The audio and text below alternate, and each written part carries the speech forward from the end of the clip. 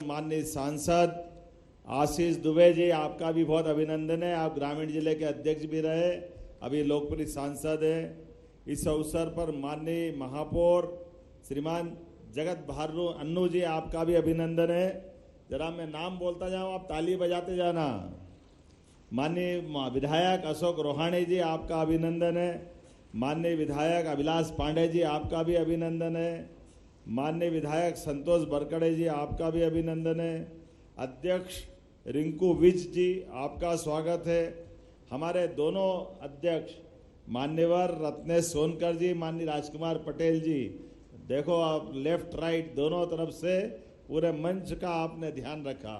और इस अवसर पर हमारे विद्यालय परिवार के समस्त प्राध्यापकगण, सभी आगंतुक अतिथिगण, प्यारे मित्रों, भाई और बहनों, दोनों हाथ जोड़ के आपको प्रणाम करता हूं।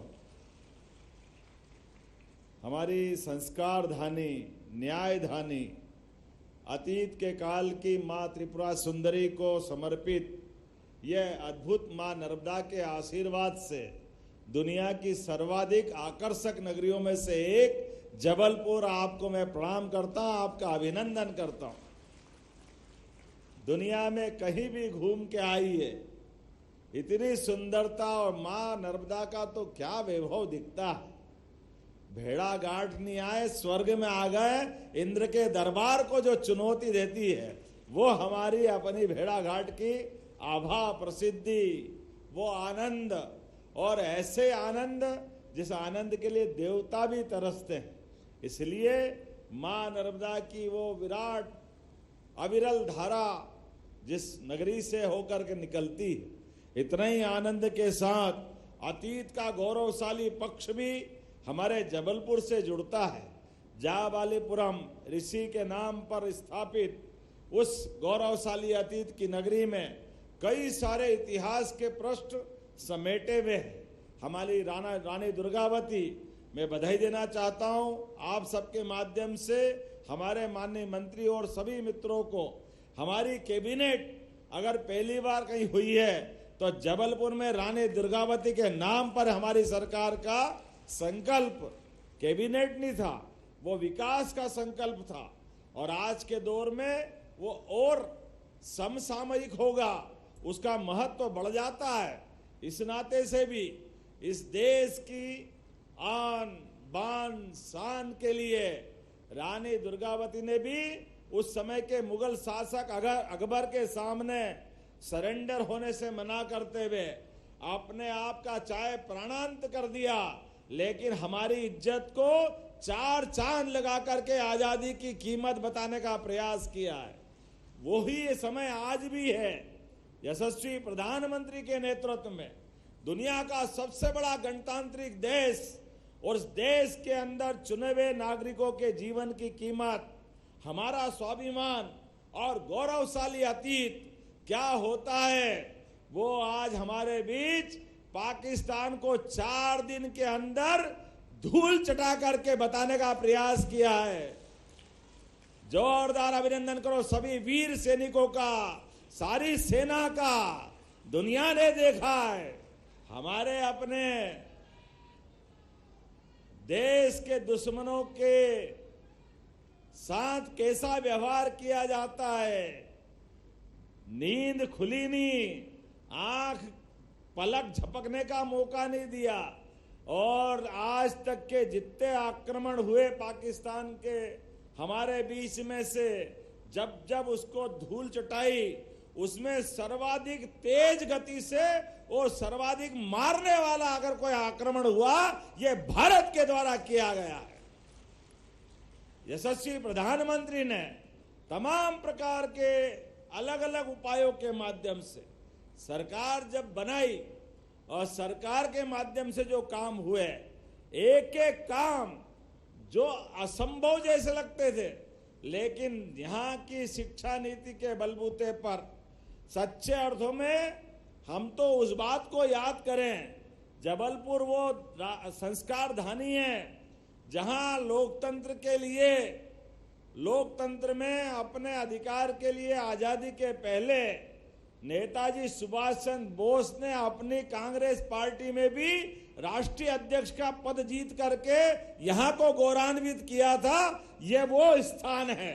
जोरदार अभिनंदन करो अपने स्वर्गीय भारत रत्न नेताजी सुभाष चंद्र बोस का, जिनने कहा था तुम मुझे खून दो, मैं तुम्हें आजादी दूंगा। देश के अंदर जब तक कि देश की एक एक चीजों के लिए अपने देश के नागरिकों के अंदर तड़फ नहीं होगी, उनके मन के अंदर की अपने देश के प्रति ललक स्थापित नहीं होगी, तब तक देशभक्ति का परवान चढ़ना मुश्किल जाता है।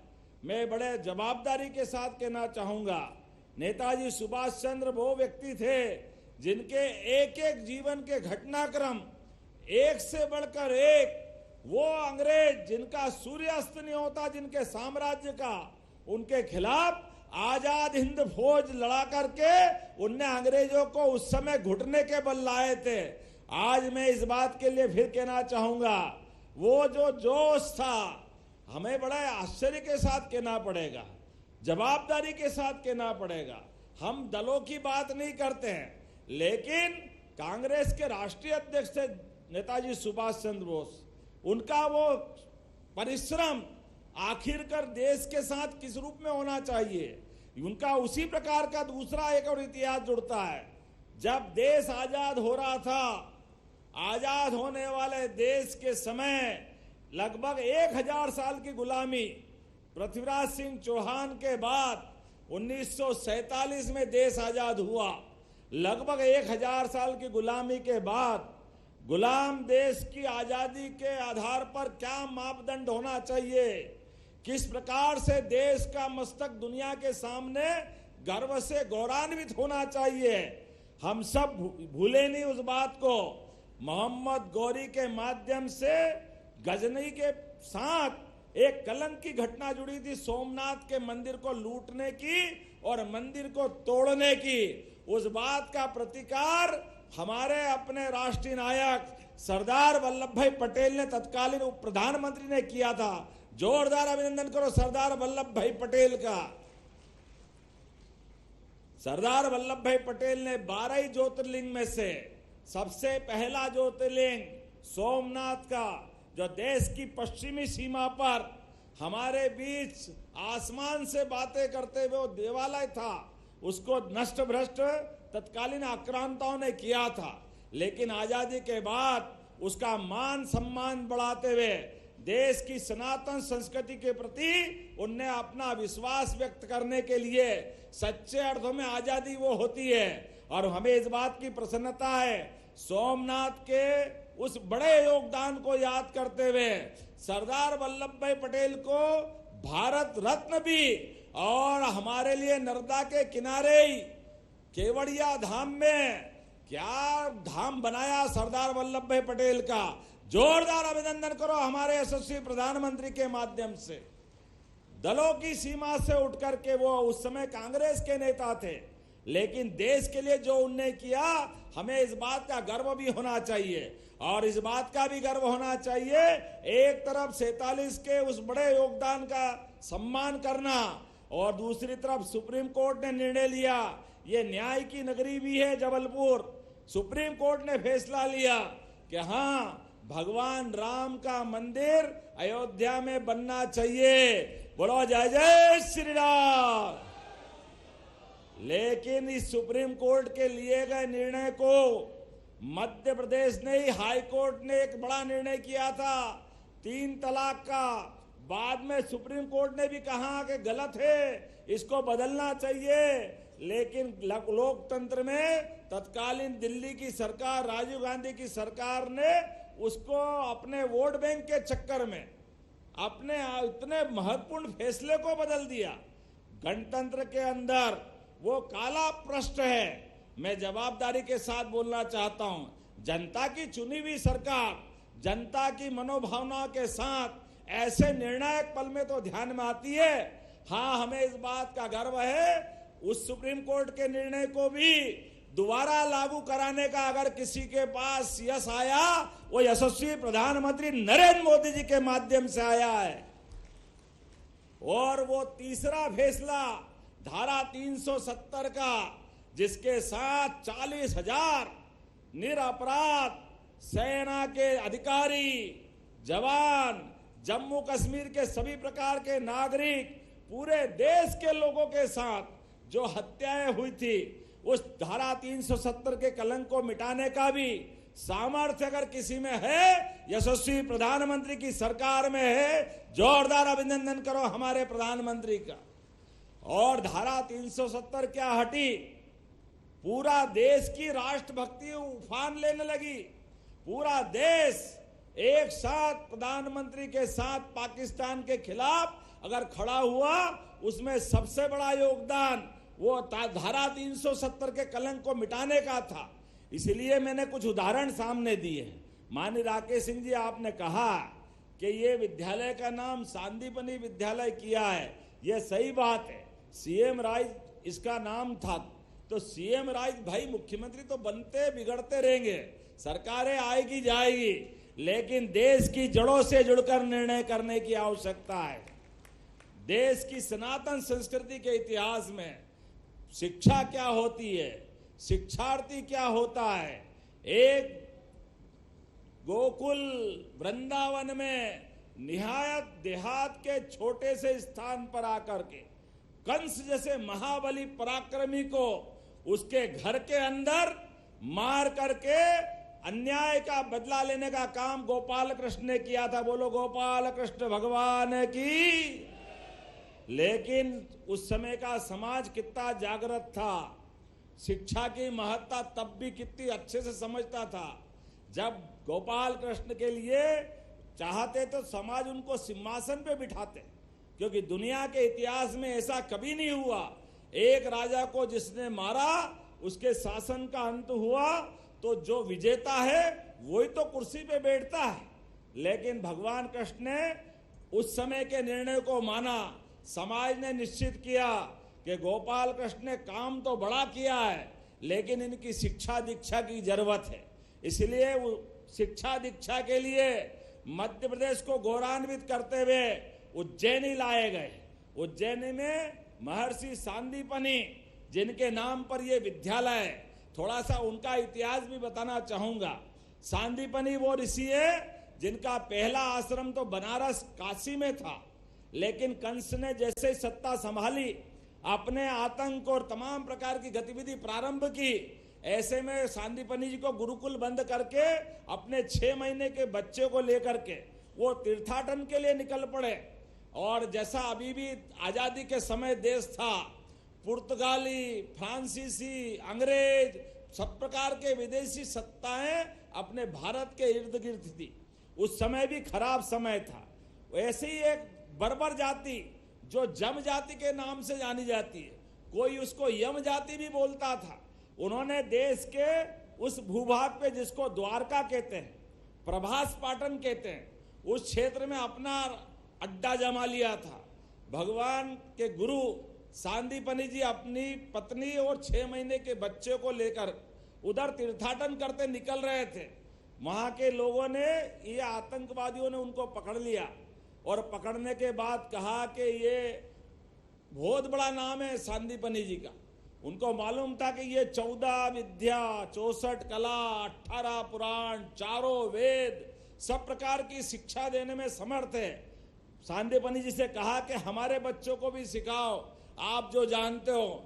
ये हमारे लिए सभी अपनी शैक्षणिक परिवार की शिक्षा के प्रति गुरुओं का क्या महत्व है। सांदीपनि जी के लिए जोरदार अभिनंदन करो उनके उस बदलाव का।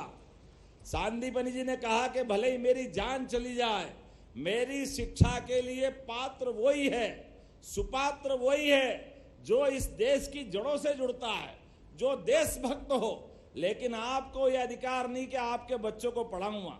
और लेकिन जैसा होता है, आतंकवादी अपने तरीके से काम करते हैं।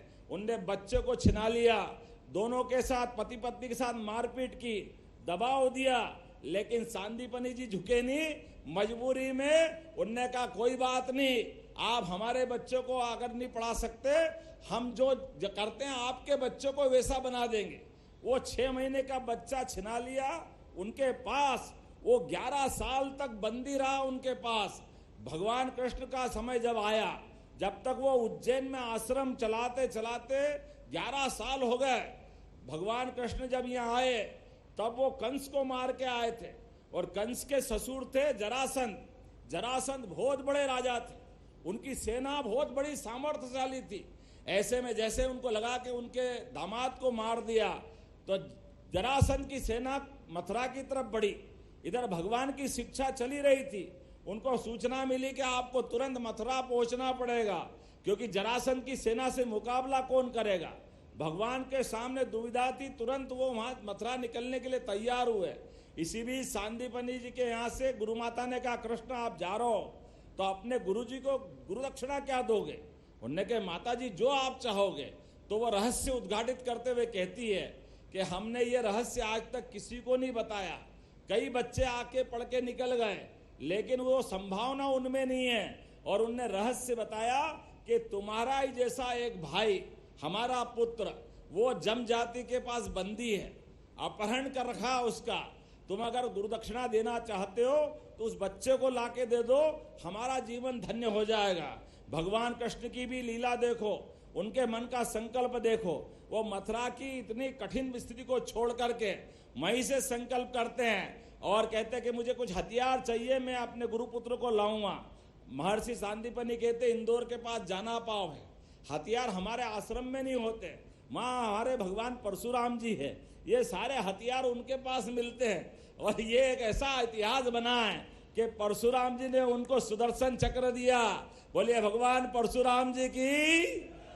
परशुराम जी के लिए सुदर्शन के साथ भगवान कृष्ण ने न केवल सांदीपनि जी के पुत्र को प्राप्त किया, बल्कि वहां के यम नाम की जाति को खत्म करते हुए वहां का राज्य भी अपने भगवान बड़े भाई भगवान के बलराम, उनकी राजा की बेटी से विवाह कराया और वहां से चलकर उज्जैन आए।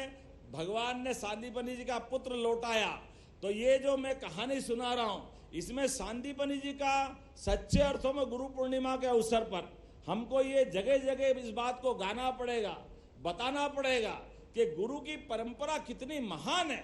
अपने बच्चों को 11 साल छोड़ करके दूसरे बच्चों के साथ पढ़ा लिखा कर उनको भारत के सेवा में आगे लगाना, ऐसे में इतना उज्जवल इतिहास अगर किसी विद्यालय के नाम पर हमारे लिए सांदीपनि जी के गुरु के माध्यम से जुड़ता है, तो जब नई पीढ़ी निकल के आएगी, ये जो सांदीपनि विद्यालय की कल्पना है, ये कितनी अद्भुत कल्पना है।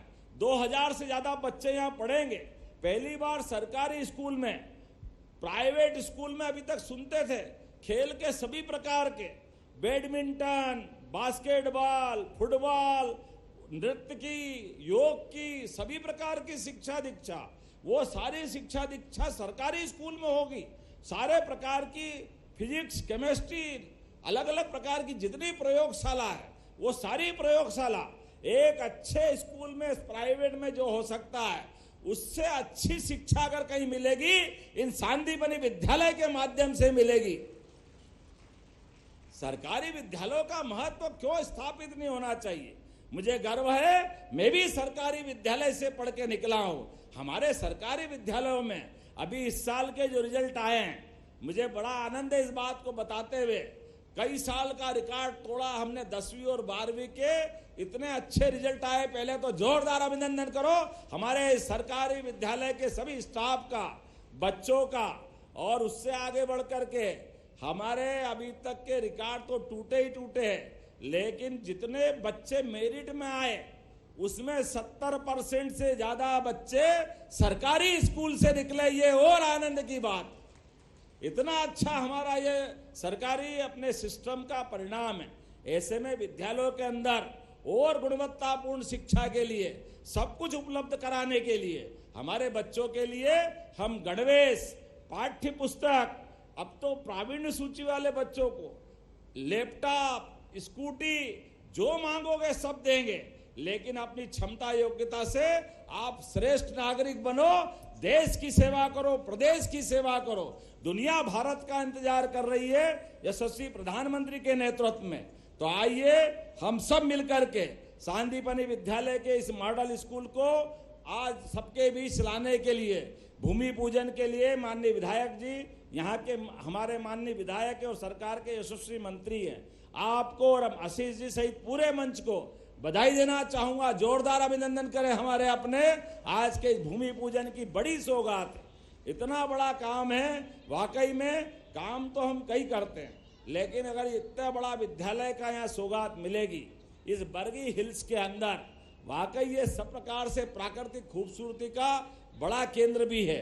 मेरी अपनी ओर से जबलपुर के सभी नागरिकों को बधाई, बहुत बहुत धन्यवाद। भारत माता की, भारत माता की। जरा जय बोलना तो दोनों हाथ की मुट्ठी बांध करके, हाथ ऊपर करके एक साथ बोलो, भारत माता की, भारत माता की। बहुत बहुत धन्यवाद। भारत माता की जय।